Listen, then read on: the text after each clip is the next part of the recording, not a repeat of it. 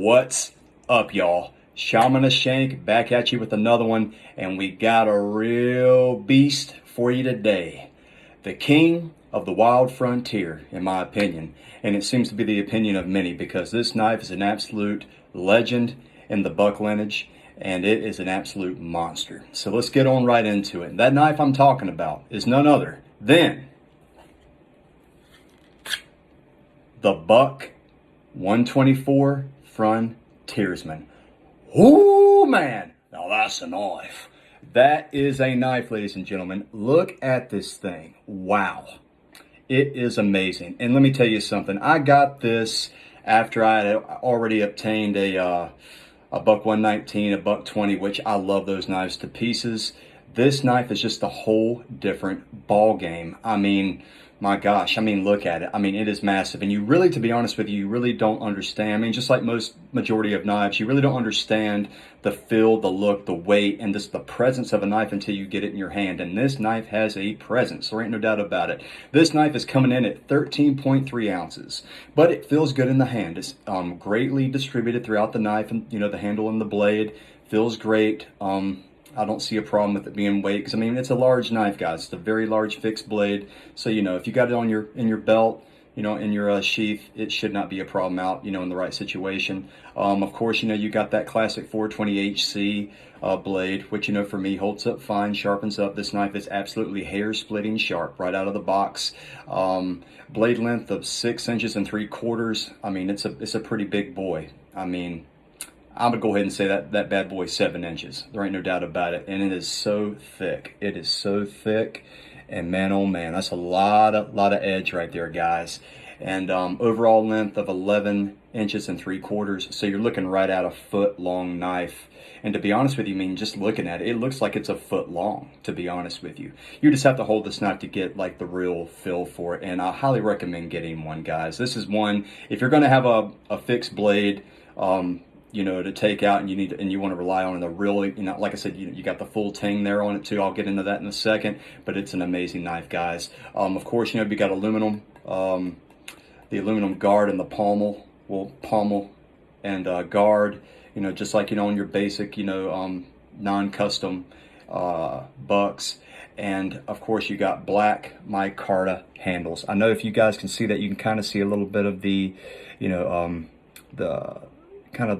the characteristics of the micarta on there. It feels great in hand. It's super smooth. You really don't feel like any texture at all. Well, you may feel a little bit of texture, but it's nothing extreme. It's a really elegant grip, really smooth. It's a bit of a boxy grip though, guys. I mean, as you see, there is no like really contouring around to your hand. It really is like a blocky grip, but that doesn't bother me. I've seen some people make comments about that, and that may not be a favor for them, but for me, no problem whatsoever. And of course, it comes with a beautiful made in America black leather sheath. And as you know, a lot of the sheaths that come with bucks these days, they are made in China. But this one says it right there on the back, proudly made in America, which is it's really great to see that. But yeah, it's a good, thick, padded sheath, no doubt about it. But as you see, I fitted mine with a Kydex. I'll also get into that a little bit later on in the video. Beautiful sheath, but I've got some things to say about it as well. But guys, the knife is absolutely gorgeous. And like I said, touching back on that full tang, you've got a legit full tang, going the full diameter of the handle all the way right back up to the blade. Super sturdy in hand, super trustworthy in hand. I mean, there's plenty of videos on YouTube about this knife where people are really putting this thing through like a torture test. And it's usually guys that, it seems like the guys who make these videos aren't really buck fans. So I mean, even though if a knife holds up just fine, they're like, well, I still wouldn't take it out, and I wouldn't trust this knife with my life. But then again, come on, man. Like, I mean, are you really like hammering your fixed blade through a brick? Like, are you really trying to do that? Are you ever going to have to do that, even like in an end world situation? I don't think so. But guys, this knife is coming in at $184.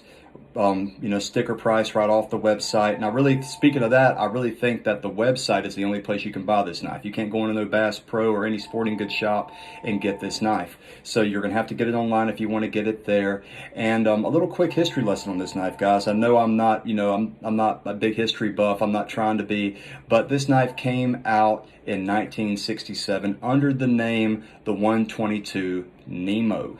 Yes, it started off as a diving knife, believe it or not. This big monstrosity is a diving knife.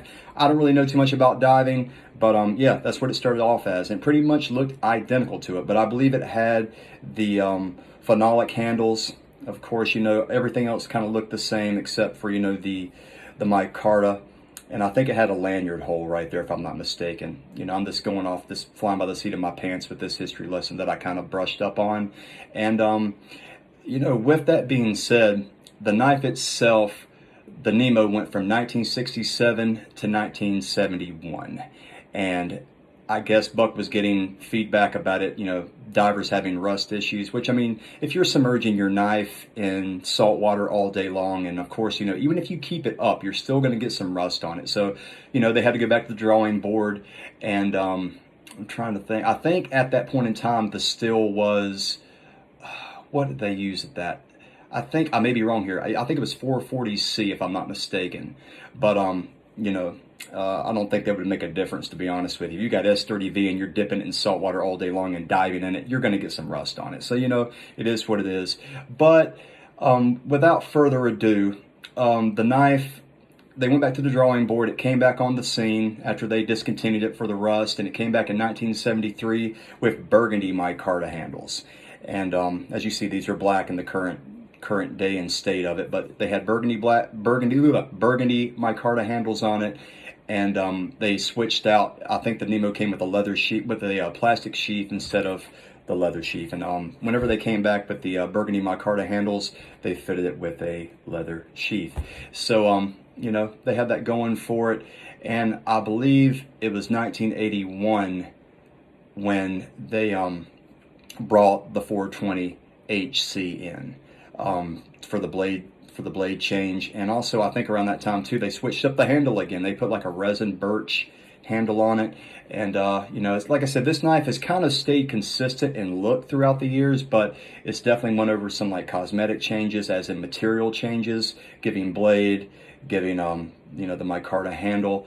And they completely kicked the bucket in 1997. They said, we're done with the Frontiersman. It's out the door.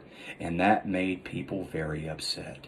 So all the Buck loyal got on their phones, wrote letters, and Buck said, you know what, we got to bring it back. And the year 2012, they reintroduced it in their Legacy collection. And I'm really glad they did, because this knife is an absolute beast. And it's been going strong ever since then. But it is an amazing knife, guys. With that being said, let me talk about the base model, which is what you're seeing here, coming in at $184. And of course, you can also get this knife customized on the Buck website. And that's where things get a little weird, to be honest with you, because like I said, this knife is $184 on the custom website. But if you get on there and you choose the Buck 124 Frontiersman, and before you even put anything on this knife, automatically out the gate, we're going from $184 to $250. What? Before I do any changes at all, this knife right here, sitting on the custom, when you go into the custom, portion of the website, $250 from $184 without doing anything to it. And that's where it even gets more interesting. The only blade steel offered for this knife is the 420 HC. I'm like, with a price jump like that, can I get some S30V? Can I get some Magna Cut? Can I get something? Nope. You can only get the 420 HC in this knife. And that's a shame, because, I mean, like I said, the 420 HC, I got nothing but great things to say about it. But this knife would be insane with some Magna Cut or some S30V. That would be pretty freaking cool, especially for that price jump. So really the only thing you can do with this knife on the custom portion of the website is change, of course, the aluminum to brass. And of course, you can change the micarta out to an array of different materials. And if you've been on the Buck website and seen the customs, you know what I'm talking about. But that's it gets more weird, guys. It gets more weird. You know, even starting at that $250 price point, just regular, if you slap some brass on there and you want to slap one of their premium options like the elk or the ironwood, you're looking at a $400 knife. And man, oh man, that is a lot for a knife. And like I said, I really can't talk because I paid dadgum close to that for some of my folders, you know, and some of them, you know, with my micarta scales I've gotten, you know, after I bought the knife, and if you tally all that up, it's dadgum pretty close, if not right on or over $400. But I just thought, you know, it looks like they would offer a definitely a higher grade of steel with that price jump on this, or make it an option at least, you know, at least S30V. Come on, Buck. But I'm not bashing Buck by any means, but I just thought, you know, that's kind of weird that it just automatically makes that jump to 250 just for a custom, and all you're doing pretty much is customizing the handle and the pommel and the guard. But aside from that, guys, it is an amazing knife. To be honest with you, I mean, it's gorgeous. I mean, it speaks for itself. I mean, it's amazing. The feel of it feels great. It feels classic. It feels like just a different time, like you're in a different time and place. It feels like the Wild West, you know. And also, like, you know, the Buck 119 and the Buck 20 have that feel too. But this knife, if you hold a Buck 119 or a 120, they kind of have the exact same feel and handle. They kind of have the exact same handle, to be honest with you. But this knife is a whole different ball game. I mean, it just feels like that's a man's knife right there. I'm about to, you know, straight run out through the Aussie and straight bah, do whatever I got to do with it. I mean, it's amazing. And like I said, I've seen videos of people straight going to town on this knife, straight batoning through pieces of wood, chopping with it, which of course, you know, as I always say, within reason. I believe in using my knives, but I'm not going to go out here and unnecessarily use my knife as an axe when I have a saw or I bring a hatchet with me, you know. Now, if I'm out in a situation where I have to use it like that, so be it. You know, it's what I got to do. But I'm not going to do that if I have other options. But this knife can definitely get it done, you know. And like I said, please, you know, check out those videos. Type in, you know, Frontiersman 124 torture test. You'll find them. And they're entertaining to watch. You know, it is cool to see what a knife is capable of doing, or seeing it used to the absolute max beyond its even capabilities. But this knife is gorgeous, guys. Just look at that. Like, that is amazing. And they call this knife a Bowie on the website. And I don't know, man. I mean, and it kind of fools the eye a little bit, because, you know, if you look at it from a distance, it looks like it's got a little bit of a clip point there. But do not be fooled, guys. That is a false edge. That thing is straight across drop point. I mean, it's a straight drop point like blade. I mean, size wise, I guess you could kind of put it in that, you know, the Bowie Bowie, whatever the hell you want to call it, ballpark, but definitely not to me. That it's just a very, very large knife, you know, right out there, get her done. But you know, it is gorgeous though. But it would be kind of cool if they clipped that out right there and made it like a little clip point on the top. I think that'd be a cool option. But no complaints over here, guys. I love it, and I have not got any carry time with this knife. Even though I went out, I've got the Kydex sheath. I haven't carried this knife on my side yet, but I really do plan to change that this fall. I really do want to. I want to get out there and do some deer hunting. Get out there and just get out in the field. And whenever I am to do it, I think this is going to be the knife that I'm going to bring out. I really do, because it just fits the bill. It fits the bill and on everything you could want in a big, sturdy, massive outdoor knife. And like I said, the weight is not that crazy, guys. I mean, it's what you expect. But really, to be honest with you, just looking at this knife from the screen, it looks like it weighs a lot more than what it feels in hand. And like I said, it's really greatly distributed throughout the knife. But I mean, essentially, I would say that, I mean, the knife itself is definitely... It's definitely a user, guys. I mean, just like any knife. I mean, but this knife would be an ideal camp knife, hunting knife, out on the farm, out on the back 40, whatever you can think of. This knife will get it done, and there's no doubt about it. And a lot of that reason is the one thing that really turned me on about this knife is like I said, it's an actual real full tang. And like I've said in that past video of when I had the 119 Alaskan guide, they coin it as a full tang. But guys, that's a full tang, running the complete circumference of the handle right back up into the blade. So you're essentially grabbing like the handle is, this material, this micarta is just sandwiched on that steel there. So I mean, you're pretty much holding one piece, like of solid steel right there, and I think that is super cool. That is super cool, but super great design, super utility for whatever you can possibly throw at it. Like I said, watch some of them videos. They do some pretty unholy things to this knife, and I think it holds up, even though sometimes they put it down whenever it may chip or break or something like that. But I mean, they're really being very overboard with it, if you ask me. But let me touch base on this Kydex real quick. The Kydex, and like I said, I think I made a comment about the last Kydex sheath that I bought for my 119. I got this from a guy, and you know, guys, I love giving shout outs to, you know, people, to companies or anything that, you know, is extra on a knife. But you know what? I'm going to be salty. I really am. I'm going to be salty, and I'm not going to say his name or say, you know, his business, because of the fact that I'm a little bit displeased with this, you know, because this is a basic 124 Frontiersman, nothing special about it, just basic, right, you know, from the website. But like I said, and I should have brought my other one up here to make an example, but as you saw there, I kind of had an issue pulling this knife out, and you know, it really teased me off, because I paid, I think, north of 85 bucks for this, and I waited right over a month to get it in the mail. I mean, it was a real hassle. I'm like, my gosh, I mean, come on, dude. I mean, whatever, all that put aside. But I mean, and like I said, on the Kydex that I have for my basic 119, all I gotta do is have it on my side, barely push down the way it should be, and this thing just clicks right out. Look at this. I can't even pull it out without like dislocating my thumb. You have to grab it and pull it out, which is a damn shame.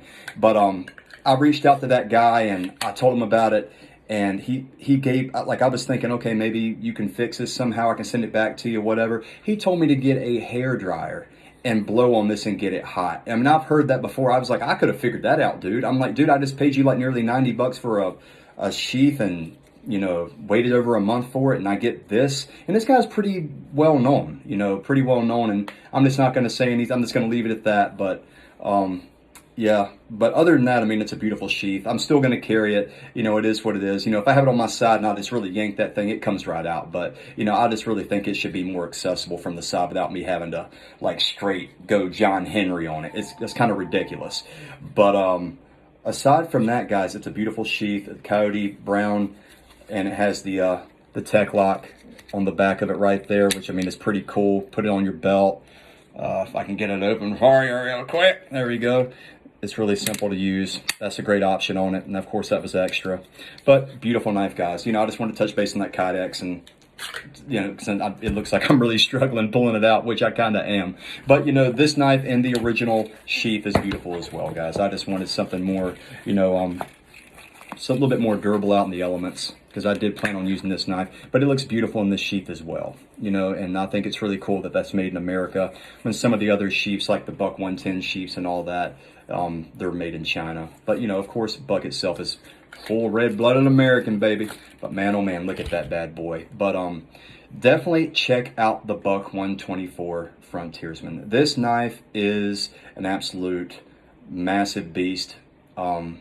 It will definitely go the long haul when properly maintained. Don't go out there swimming in the ocean with it. You know, I think Buck's already given that purpose up for it. This right here is just a straight up outdoor, the king of the outdoors right here, guys. I mean, you really can't go wrong with it. If you're into big blades, you want like something like a massive knife to take out with you, like, you know, if you're going on a long hike, if you're camping for a couple of days, you know, and you want a real sturdy, big, beefy knife to possibly help, you know, defend yourself also against wild animals or anything else that may come your way. This knife right here, there's no doubt about it, will get it done. And like I said, you know, I haven't yet really got this handle wet or anything, but from my experience of micarta, and this micarta feels a lot different from the micarta that I've had put on my Emersons, and even the micarta that's on the Buck 110 Sport, this feels substantially different. It's a very slick texture, so I'm not really quite sure if this grip would increase with wetness, which, I mean, from my experience, other micartas have, and I really can see that Buck 110 Sport being a little bit more grippy with some wetness on it. But you know, the ones that I've had on my Emersons, they grip up like crazy. But then again, I'm not soaking my knives in water anyway. But you know, when my hands have been wet in the past, or I've been out in the rain, I can definitely tell a difference with the grip. I don't really know if this would do that. It seems like there's a lot of epoxy in there, But regardless of anything, guys, you know, you got a good grip on that thing. It's a real solid, hard grip. And like I said, these hands ain't that big, but this handle can definitely hold a bear paw down to a, you know, little kitty cat. But definitely check this out, guys. I'm trying to think if there's anything else I want to say about this beauty. I mean, it is an absolute piece of Americana. If you get the chance to get one, and to be honest with you, 184 is not bad for this knife, but it's just when it jumps up to like 250 just for you choosing to do a custom, just to mark it up to that point, that's a little bit crazy, Buck. That's a little bit crazy. Now, if you just did it like $200 starting up, okay, I'd be like, all right, but you know, that's a bit wild. But definitely check it out. You know, check it out. I think the base is a great model, especially if you can't upgrade that blade steel with that price jump. You really can't go wrong just getting a regular 124. I mean, it is absolutely gorgeous, guys. Like I said, and you really, you know, you can watch all the videos in the world, but you really don't know until you get your hands on one. And the thing about it is, you can't go into a store that I know of and just pick one up unless somebody's like, you know, selling one at a knife show or something like that and really hold it and get a feel for it. But I'm here to tell you, the knife feels great in hand. Like I said, you feel like you're just holding an absolute piece of America right here, because it is. It really is, and it's been around for a minute. It's had some, you know, changes in material, but the design itself has pretty much stayed the exact same.